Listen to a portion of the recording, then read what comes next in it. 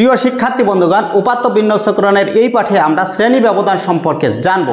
উপাত্ত সমূহকে একটি সুবিধাজনক ব্যবধান ধরে কতগুলো শ্রেণীতে বিভক্ত করা হয়ে থাকে, আর এই শ্রেণীর শ্রেণীব্যাপ্তি বা শ্রেণী ব্যবধান হলো শ্রেণীতে উপাত্তসমূহ যে পর্যন্ত বিস্তৃত রয়েছে। অন্যভাবে আমরা বলতে পারি একটি শ্রেণীতে দুটি সীমা রয়েছে, একটি হচ্ছে নিম্নসীমা, আরেকটি হচ্ছে উচ্চ সীমা। উচ্চ সীমা এবং নিম্নসীমার ব্যবধান হচ্ছে শ্রেণী ব্যবধান। শ্রেণী ব্যবধানকে আমরা এভাবে লিখতে পারি যে শ্রেণী ব্যবধান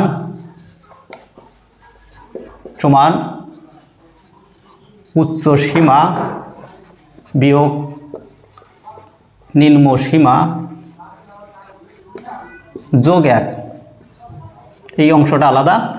এখন আমরা যদি উদাহরণের মাধ্যমে দেখতে চাই, এখানে যে প্রথম শ্রেণীটি রয়েছে এর বিস্তার রয়েছে 120 থেকে 124। এর শ্রেণী ব্যবধান আমরা যদি আঙুলের মাধ্যমে গুনতে চাই যে 120, 121, 122, 123 এবং 124, এই হচ্ছে 5 শ্রেণী ব্যবধান। এখন যদি আমরা এর উচ্চ সীমায় 124 থেকে নিম্ন সীমায় 120 বাদ দিই, তাহলে তার ব্যবধান হচ্ছে কত 4। কিন্তু আমাদের শ্রেণী ব্যবধান আঙুল গণনার মাধ্যমে যে 5 পেয়েছি তার সঙ্গে মিশে নাই। এখন আমরা এর সঙ্গে যদি 1 যোগ করি তাহলে কি হচ্ছে, শ্রেণী ব্যবধান 5 মিলে যায়।